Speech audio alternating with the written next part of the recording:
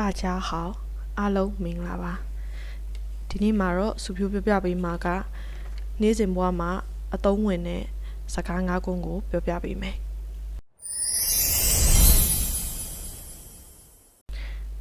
ပြဿနာမရှိပါဘူး没问题没问题没问题ဒုတိယတစ်ခုအနေနဲ့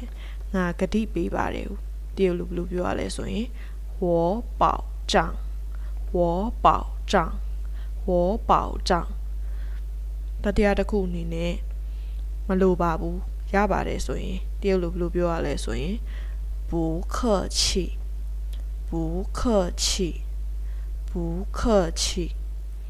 စတုတ္ထတစ်ခုအနေနဲ့အလွန်ကောင်းဒီကိုတရုတ်လိုဘယ်လိုပြောရလဲဆိုရင်太好了太好了太好了ငါးခုမြောက်အနေနဲ့အရန်တော်တယ်ချီးမွမ်းတဲ့အခါဒီမှာသုံးတဲ့စကားဆိုရင်တရုတ်လိုဘယ်လိုပြောရလဲဆိုရင်了不起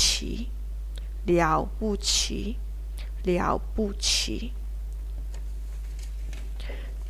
ဒီဗီဒီယိုလေးကသင်အတွက်အကျိုးရှိမယ်လို့မျှော်လင့်ပါတယ်